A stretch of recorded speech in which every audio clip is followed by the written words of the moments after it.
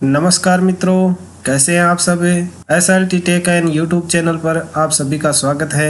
मित्रों, आज के इस क्लास में हम रीट 2021 ऑनलाइन टेस्ट सीरीज का पार्ट 2 जो आपको कल दिया गया था उसका लाइव सॉल्यूशन करने वाले हैं। तो फटाफट इस क्लास का लिंक अपने अन्य साथियों को भी शेयर कर दें जिससे वो भी इसे लाइव सेशन से जुड़ सकें। और मित्रों, आपके लिए एक विशेष सूचना है, SLT tech and YouTube channel पर रोज शाम 8 बजे संस्कृत विषय की लाइव क्लास रखी जाती है।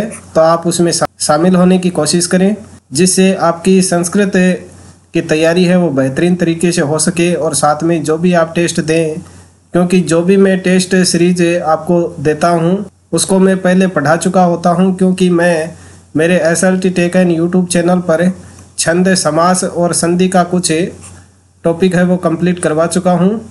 अगला जो टेस्ट होगा आपका वो संधि को लेकर के होगा, इसलिए संधि के 2-3 वीडियोज हैं वो मेरे चैनल के ऊपर रीट 2021 नाम से एक प्लेलिस्ट बनी हुई है उसके ऊपर अपलोड किए हुए हैं। और शेष जो भी संधि आपके इस सिलेबस में है उनकी क्लासें हैं वो रेगुलर है शाम 8 बजे होंगी। तो आप 8 बजे चैनल पर ज़रूर आएँ और उस लाइव क्लास में शामिल होवें। यदि अभी तक आपने इस YouTube चैनल को सब्सक्राइब नहीं किया है तो अभी सब्सक्राइब करें, नोटिफिकेशन बेल के ऑल बटन को प्रेस कर लें ताकि आपको हर लाइव क्लास या वीडियो की सूचना तुरंत प्राप्त हो जाए। तो चलिए बिना देरी किए शुरू करते हैं आज का सेशन और हल करते हैं इस टेस्ट सीरीज का दूसरा पार्ट। तो मित्रों, इस टेस्ट का पहला जो प्रश्न था वो अब आपकी मोबाइल स्क्रीन के ऊपर है। फटाफट आपने क्या आंसर दिया था कमेंट में अपना अपना आंसर है वो टाइप करें। धान्यार्थ है पदे समासस्य नाम निर्दिशतु। फटाफट अपना आंसर है वो कमेंट करें। तो इस प्रश्न का जवाब देने में ज़्यादातर विद्यार्थी हैं वो कंफ्यूज रहे हैं, क्योंकि इसका हिंदी अर्थ आपने बनाया है कि धान्य के लिए अर्थ है, लेकिन यहाँ हिंदी अर्थ के अकॉर्डिंग यहाँ समास नहीं होगा, क्योंकि इसका समास विग्रह होता है धान्येन अर्थ है, धान्येन अर्थ है। तो यहाँ तृतीया तत्पुरुष समास हुआ है। तृतीया तत्कृतार्थेन गुणवचनेन ये एक सूत्र था, उसमें अर्थ शब्द का समर्थ सुबंतों के साथ में समास हुआ है। तो यहाँ तृतीया तत्पुरुष आंसर है वो सही होगा। ज़्यादातर विद्यार्थी हैं वो इसमें कंफ्यूज रहे हैं। लगभग 29% जो परीक्षार्थी है वो ही इस प्रश्न का सही आंसर दे पाए हैं। और अब चलिए दूसरे प्रश्न की तरफ। और दूसरा प्रश्न ये रहा आपकी स्क्रीन के ऊपर। फटाफट इसका आंसर है वो कमेंट करें। लंब करण है पदस्य समास विग्रह भवति। तो यहाँ देखिए इसका राइट आंसर होगा ब लंब करणौ। लंब करणौ यस्य से, यहाँ बहुब्री समास होगा। लंबे हैं जिसके कान। और ये सही आंसर देने वाले हैं वो लगभग 45% विद्यार्थी हैं। 45% विद्यार्थियों ने ही इसका सही आंसर दिया है। लंबा करना है 35% विद्यार्थी है वो इस सी आंसर को सही बता रहे हैं। लेकिन आपको यहाँ एक छोटा सा ध्यान करना था कि करना यानी होता है कान, और कान होते हैं 2। तो द्विवचन का केवल इसी जो बी ऑप्शन है उसी में करनऊ था और बाकी में कहीं भी करनऊ नहीं है। तो आप इतना छोटा सा ध्यान लगा लेते तो ही आपका आंसर सही हो जाता। तो इसका राइट आंसर होगा बी। और अब चलिए तीसरे प्रश्न की तरफ चलते हैं। और यह रहा तीसरा प्रश्न। फटाफट से अपना आंसर है वो कमेंट करें। जल जाक्षी इत्यस्य समास विग्रह है अस्ति। और इसका सही आंसर होगा जलजे इव अक्षिणी यस्य है यस्या सा। अब यहाँ भी आपको वही कर्णव की तरह ध्यान देना था। अक्षिणी, अक्षिणी द्विवचन यानी आंखें 2 होती हैं और अक्षी शब्द का द्विवचन होता है अक्षिणी। तो यानी जलजे इव अक्षिणी यस्या सा, कमल की तरह है आंखें जिसकी वो होती है जलजाक्षी। तो इसका डी आंसर है वो सही होगा। और इसका सही आंसर देने वाले विद्यार्थियों का प्रतिशत भी बहुत कम है। 27% विद्यार्थी इसका सही आंसर दे पाए हैं। ज़्यादातर विद्यार्थी हैं वो इसमें कन्फ्यूज हैं। अब देखिए चौथा प्रश्न। और चौथे प्रश्न का आंसर कमेंट करें फटाफट। पंचगंगम पदे समास है अस्ति। पंचगंगम पद में समास है, कौन सा समास है इसमें? द्विगु समास, अव्ययी भाव, बहुब्रीहि और कर्मधारय। फटाफट से अपना आंसर है वो कमेंट करें। और इसका राइट आंसर होगा अव्ययी भाव। और लगभग 73% विद्यार्थियों ने इसका सही आंसर भी दिया है, अव्ययी भाव। नदी भीष्ट इस सूत्र के द्वारा समाहार अर्थ में समर्थ सुबंतों के साथ में समास हुआ है, तो यहाँ अव्ययी भाव समास होगा। 23% विद्यार्थी हैं वो यहाँ भी कंफ्यूज हैं, संख्यावाची देख करके ही द्विगु समास है वो इसका राइट आंसर कर रहे हैं, लेकिन इसका यहाँ राइट आंसर समास। और अब देखिए 5 का प्रश्न है। और 5वां प्रश्न है कृष्ण चतुर्दशी इत्यत्र समास अस्ति। कृष्ण चतुर्दशी में समास है, अपना आंसर है फटाफट कमेंट करें। और इसका राइट आंसर होगा कर्मधारय। लगभग 62% विद्यार्थियों ने इसका सही आंसर दिया है। कृष्ण चतुर्दशी, यहाँ विशेषण शब्द का समर्थ सुबंत के साथ में समास हुआ है।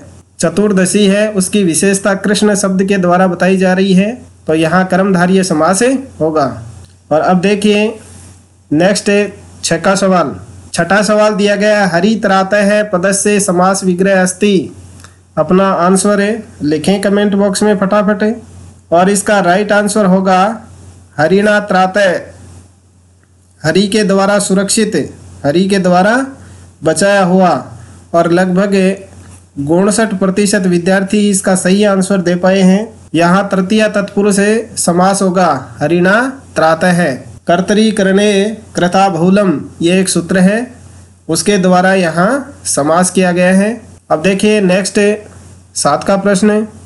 7 का प्रश्न दिया हुआ है तत्पुरुष समास है भवति। तत्पुरुष समास है वो होता है पूर्व पदार्थ प्रधान, उत्तर पद प्रधान, अन्य पदार्थ प्रधान और उभय पदार्थ प्रधान।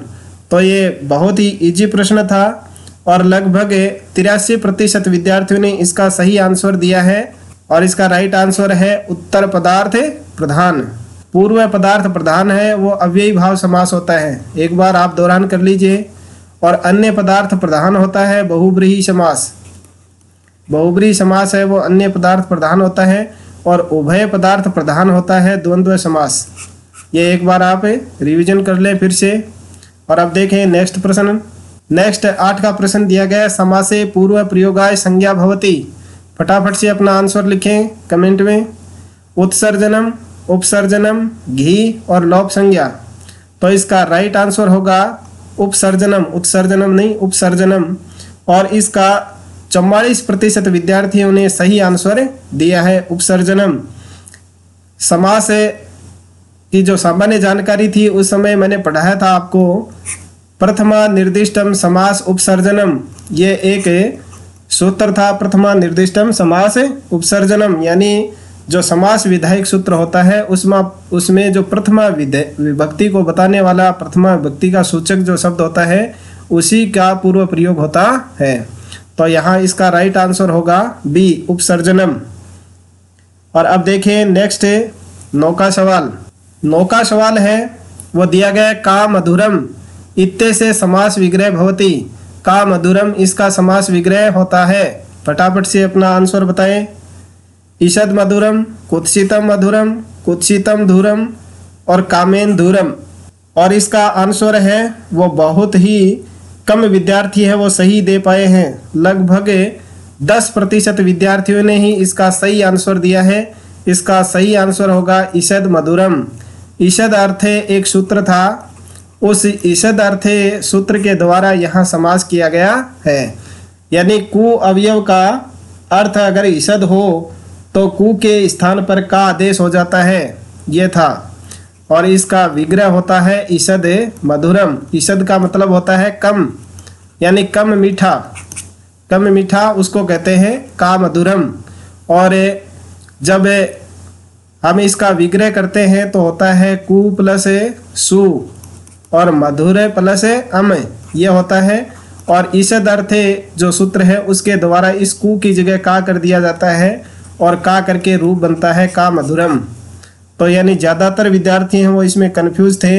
कुत्सितम मधुरम, ये इसका आंसर दे रहे थे लगभग 57% विद्यार्थी।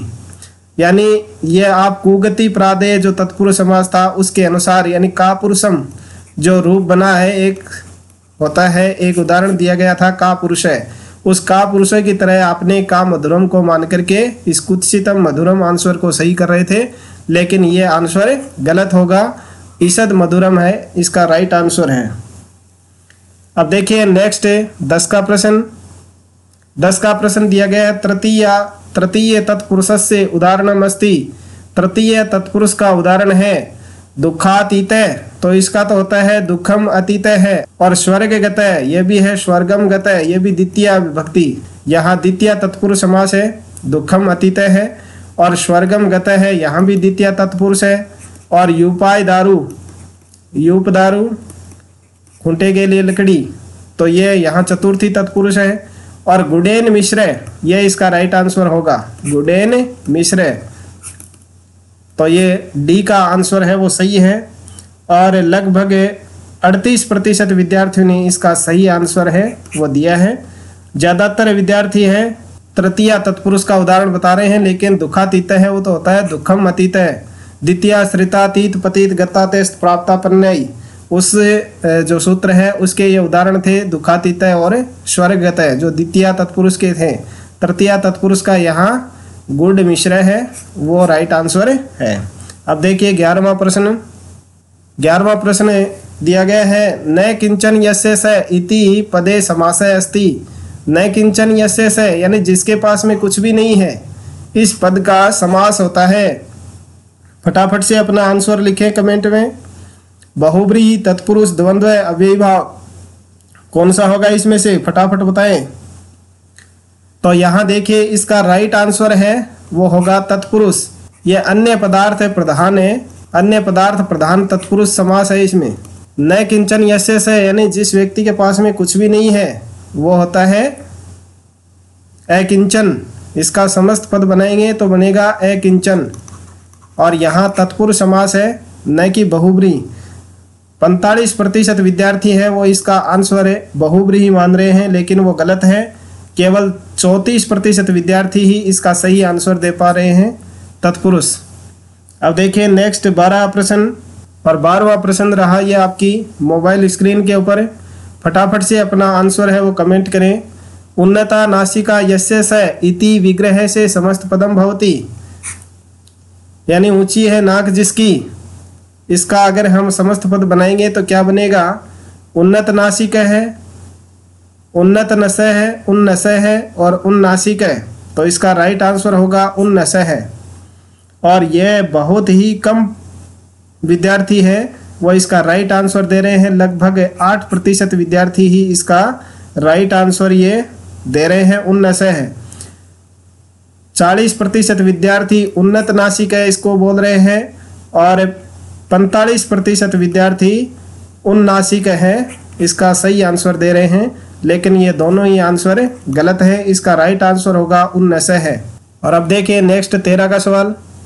और 13 का सवाल दिया गया है प्रकृष्टे जानूनी यस्य सह इति विग्रह से समस्त पदम अस्ति।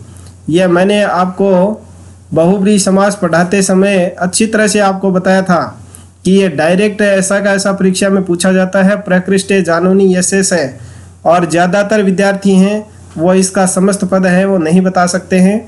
तो अब आप भी अपना आंसर है वो फटाफट कमेंट करें।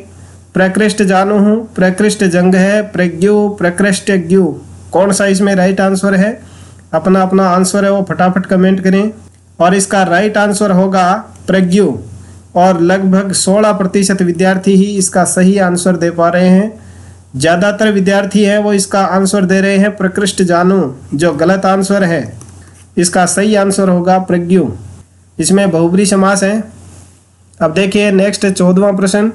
14वां प्रश्न दिया गया वाक् कलह इत्यस्य लौकिक विग्रह भवति। वाक् कलह का लौकिक विग्रह होता है। फटाफट से अपना आंसर है वो लिखे कमेंट में। वाचा कलह है, वाची कलह है, वाचे कलह है और वाचे कलह है, तो इसका राइट आंसर होगा वाचा कलह, यानी बोली का झगड़ा। तृतीय तत्पुरुष यहाँ पूर्व सदृश समानार्थो कलह निपुण मिश्र सलक्षण, ये एक सूत्र था, उस सूत्र के द्वारा यहाँ समास हुआ है वाचा कलह। इसका लौकिक विग्रह होगा और इसका राइट आंसर है वो केवल 31% विद्यार्थी ही दे पाए हैं। अब देखिए नेक्स्ट 15 क्वेश्चन है, बड़ा ही सिंपल क्वेश्चन है। नेकः है इत्यत्र समासः अस्ति, नेकः में समास कौन सा है? अव्ययी भाव समास, केवल समास, बहुब्री समास, द्वंद्व समास। तो इसका राइट आंसर होगा केवल समास, जो लगभग 60% विद्यार्थी सही बता रहे हैं। अब देखें नेक्स्ट है 16 क्वेश्चन दिया गया। च इत्यस्य कस्मिन् अर्थे है द्वंद्व समासः न भवति। च इस का किस अर्थ में द्वंद्व समास नहीं होता है? द्वंद्व समास में एक सूत्र आया था, 4 थे द्वंद्व। यहाँ जो च दिया गया है, इस च के 4 अर्थ मैंने पढ़ाते समय आपको बताए थे, समुच्चय, अन्वाच्य, इतरेतर योग और एक चौथा था समाहार। ये इस च अर्थ के 4 अर्थ बताए थे, लेकिन इन चारों अर्थों में द्वंद्व समास नहीं होता है। तो यहाँ जो केवल इतरेतर योग द्वंद्व समास है, उसी में द्वंद्व समास होता है। समुच्चय और अन्वाच्य, इन दो में द्वंद्व समास नहीं होता है। तो इसका राइट आंसर होगा ए और ब। यहाँ 59% विद्यार्थी इसका सही आंसर दे रहे हैं। बाकी के विद्यार्थी हैं वो इसका आंसर देने में कंफ्यूज हैं। अब देखिए नेक्स्ट 17वां प्रश्न दिया गया है। पितृ सदृश है इत्यत्र समासः है अस्ति। यहाँ कौन सा समास है? द्वितीय तत्पुरुष, तृतीय तत्पुरुष, चतुर्थी तत्पुरुष, अव्ययी भाव तत्पुरुष। तो फटाफट से अपना आंसर है वो कमेंट करें। देखिए यहाँ भी तृतीय तत्पुरुष समास होगा। अभी मैंने आपको एक सूत्र बताया था 14वें प्रश्न में, पूर्व सदृश समोनार्थक कलह है निपुण मिश्र सलक्षण। तो यहाँ सदृश शब्द का पितृ शब्द के साथ में समास हुआ है। इसका विग्रह होगा पित्रा सदृश है, पित्रा सदृश है। तो पित्रा शब्द है वो तृतीया का एक वचन है, तो यहाँ तृतीया तत्पुरुष समास होगा। और 46% विद्यार्थी हैं वो इसका सही आंसर दे रहे हैं। अब देखिए 18वां प्रश्न दिया गया था। पाणिपादम इत्यत्र समासः अस्ति। ये एक से यहाँ गलती से लिखा हुआ है। पाणिपादम इत्यत्र समासः अस्ति। पाणिपादम में समास कौन सा है? अपना आंसर लिखें फटाफट। एक शेष द्वंद्व, समाहार द्वंद्व, इतरेतर योग द्वंद्व और द्विगु। तो इसका राइट आंसर होगा समाहार द्वंद्व। पाणी च पादौ च, ये इसका लौकिक विग्रह होगा, पाणी च पादौ च। और लगभग 61% विद्यार्थी हैं वो इसका सही आंसर दे रहे हैं, समाहार द्वंद्व। अब देखें नेक्स्ट 19 का प्रश्न। उदक च अवाक च इत्यत्र समासः अस्ति। अपना आंसर लिखें फटाफट। बहुब्री समास होगा या द्विगु या द्वंद्व या तत्पुरुष। और ज़्यादातर विद्यार्थी इसमें कंफ्यूज है, च को देख करके इसका राइट आंसर द्वंद्व समास कर रहे हैं, जो गलत आंसर है। इसका राइट आंसर होगा तत्पुरुष समास, यानी यहाँ उभय पदार्थ प्रधान तत्पुरुष समास है। उदक च अवाक च, उच्चा वचम बनेगा इसका। जब समस्त पद बनाएंगे तो बनेगा उच्चा वचम, जिसका अर्थ होता है ऊंचा नीचा, ऊंचा और नीचा। तो यानी यहाँ उभय पदार्थ प्रधान है, तत्पुरुष समास होगा। इसका राइट आंसर है वो डी होगा, न कि द्वंद्व। ज़्यादातर च देख करके 4 थे द्वंद्व, और ये च देख करके लगभग 84% विद्यार्थी इसका राइट आंसर द्वंद्व समास बता रहे हैं, जो बिल्कुल गलत है। इसका राइट आंसर होगा तत्पुरुष समास। अब देखिए 20 का प्रश्न। वाक् च त्वक् च विग्रह से समस्त पदम किम भवति। वाक् च त्वक् च, वाक् त्वकम, वाक् त्वचा, वाक् त्वचम, वाची त्वचम। अपना आंसर कमेंट कर दें फटाफट। और इसका राइट आंसर होगा वाक् त्वचम। और बहुत ही कम प्रतिशत विद्यार्थी इसका सही आंसर दे रहे हैं, लगभग 28%। 41% विद्यार्थी इसका राइट आंसर ये मान रहे हैं वाक् त्वकम, जो गलत है। वाक् त्वकम नहीं होगा, वाक् त्वचम होगा। प्राणी तुर्य सेनांगानाम, ये एक सूत्र था, इस सूत्र के द्वारा यहाँ समाहार द्वंद्व समास हुआ है। तो यहाँ प्राणी के जो अंगवाची शब्द हैं वाक और त्वचा, उनसे जब समस्त पद बनाएंगे तो बनेगा वाक त्वचम। अब देखिए नेक्स्ट 21 का प्रश्न।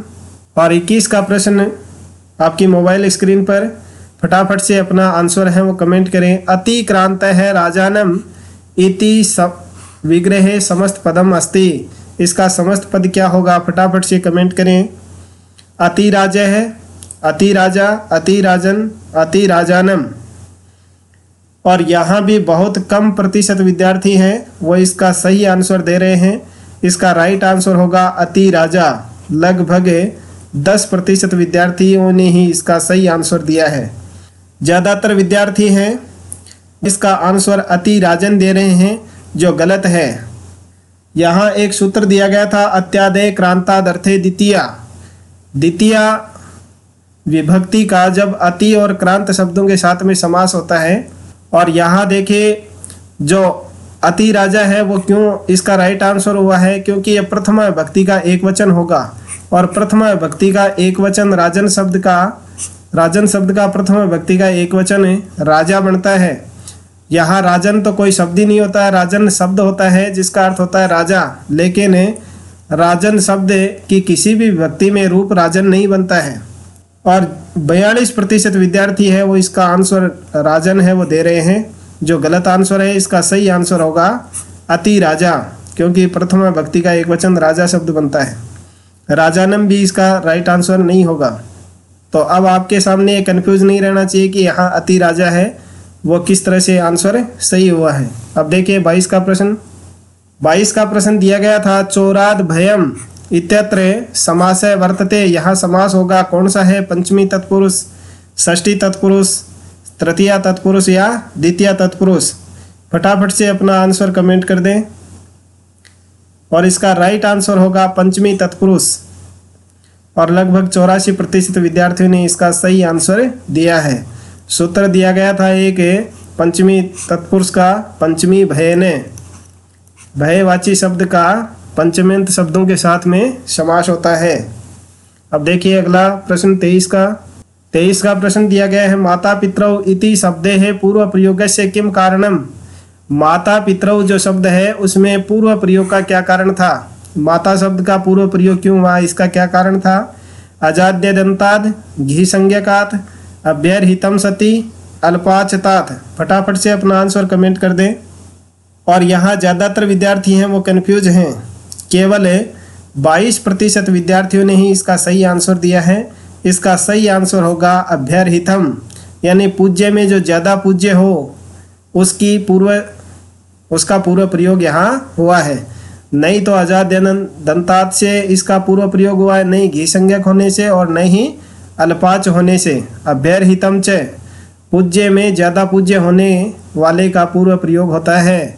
तो माता पितरौ है उसमें माता है वो ज़्यादा पूज्य है पिता की बजाय, तो यहाँ माता शब्द है उसका पूर्व प्रयोग हुआ है। अभ्यर्हितम च एक सूत्र था, अभ्यर्हितम च, इस सूत्र के द्वारा यहाँ माता शब्द है उसका पूर्व प्रयोग हुआ है। ज़्यादातर विद्यार्थी इसमें कंफ्यूज हैं, कुछ अजाद्यनंतात बता रहे हैं और कुछ घी संज्ञकात बता रहे हैं, जो गलत आंसर है। अब देखें नेक्स्ट 24 का प्रश्न। 24 का प्रश्न दिया गया था, पीताम्बर है। वेरी इजी प्रश्न था ये। इत्यत्र समास अस्ति, यहाँ समास है, तत्पुरुष समास, बहुब्री समास, कर्मधारय और द्वंद्व है। अपना अपना आंसर है वो फटाफट से कमेंट कर दें। और इसका राइट आंसर होगा बहुब्री समास।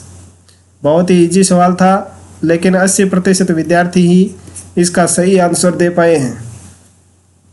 अगला देखिए 25 का प्रश्न। 25 का प्रश्न दिया गया है, सा च रमा च इति विग्रह से समस्त पदम किम भवति। सा च रमा च, इस विग्रह का समस्त पद क्या होगा, ते, तौ, रमे और ताहा। तो फटाफट से अपना आंसर है वो कमेंट कर दें। और इसका राइट आंसर होगा ते। यहाँ एक सूत्र था, तेद्यादिनी सर्वे नित्यम। तेद्यादि शब्दों का यदि किसी भी शब्द के साथ में या किसी पद के साथ में समास होता है तो वहाँ तेद्यादि शब्द है वही एक शेष रहता है। तो यहाँ तेद्यादि शब्द में यह तत् है तत् का रूप बना है सा, तो यहाँ तत् शब्द है उसका शेष, तत् शब्द है वो शेष रहेगा। और तत् शब्द है उसका प्रथमा विभक्ति के द्विवचन में बनता है ता, सा ते ता, ये रूप बनता है द्विवचन में, तो ते आंसर है वो सही होगा।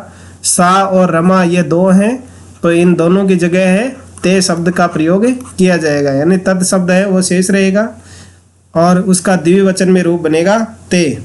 लगभग 22% विद्यार्थियों ने ही इसका सही आंसर दिया है।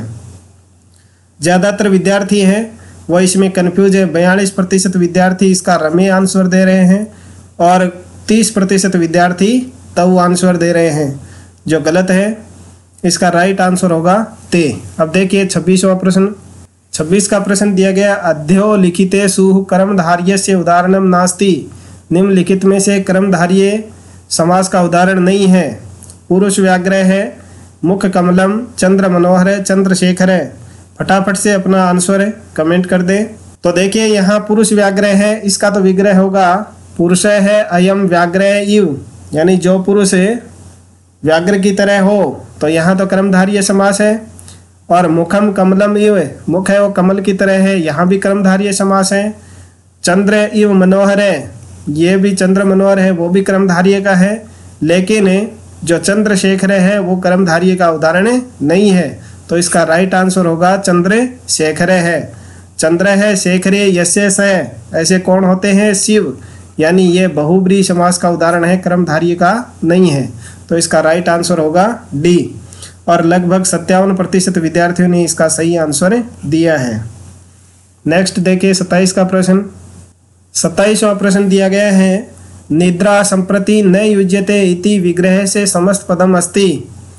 निद्रा संप्रति न युज्यते, इसका समस्त पद क्या होगा? दुर्निद्रम, अतिनिद्रम, अतिनिद्रा, यथा निद्रा। फटाफट से अपना आंसर कमेंट कर दें। और इसका राइट आंसर होगा अतिनिद्रम, जो 68% विद्यार्थियों ने सही आंसर दिया है। अव्ययी भाव समास को पढ़ते समय एक सूत्र आया था, अव्ययम विभक्ति समीप समृद्धि वैरिध्यर्था भावात्यया संप्रति शब्द प्रादुर्भाव पश्चात यथा अनुपूर्वीय योगपद्य सादृश्य साकल्यांते वचनेषु।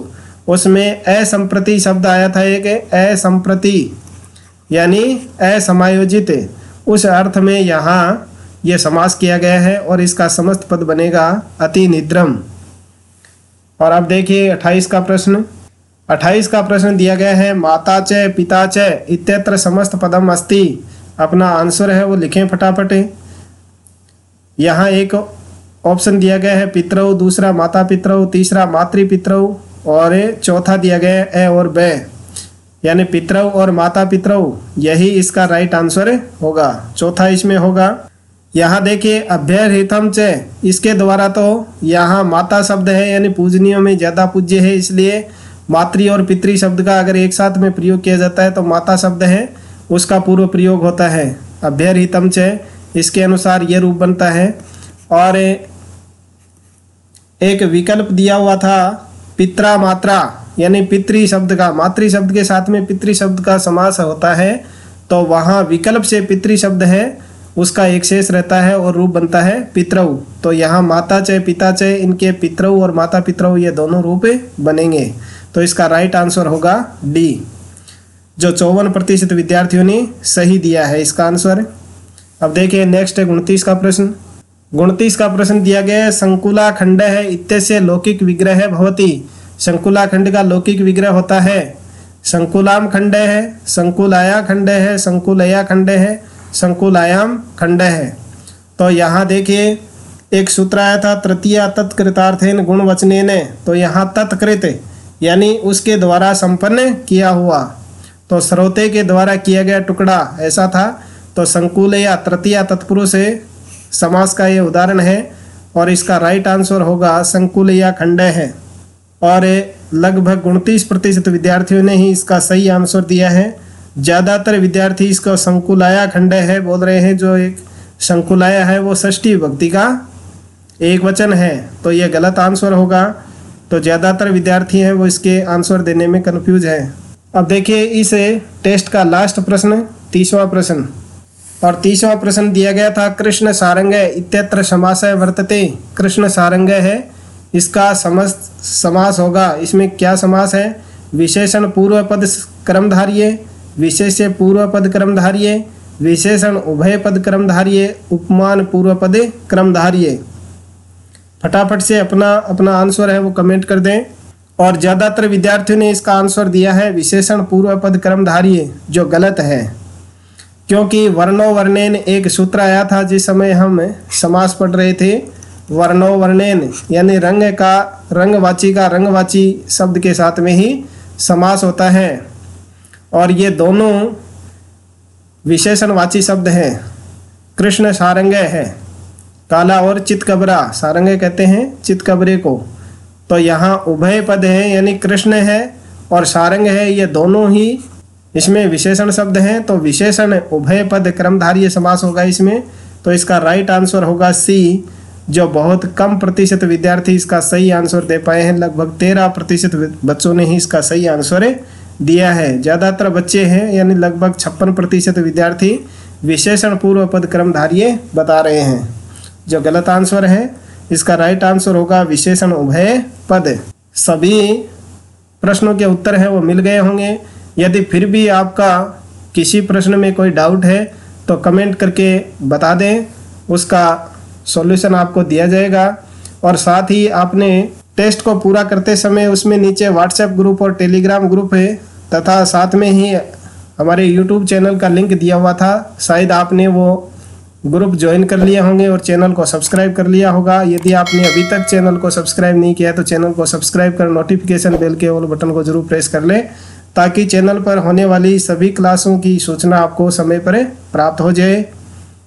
तो मिलते हैं नेक्स्ट सेशन में अगली क्लास को लेकर के। तब तक SLT tech and YouTube channel पर इसी तरह से बने रहें, देखते रहें और सीखते रहें।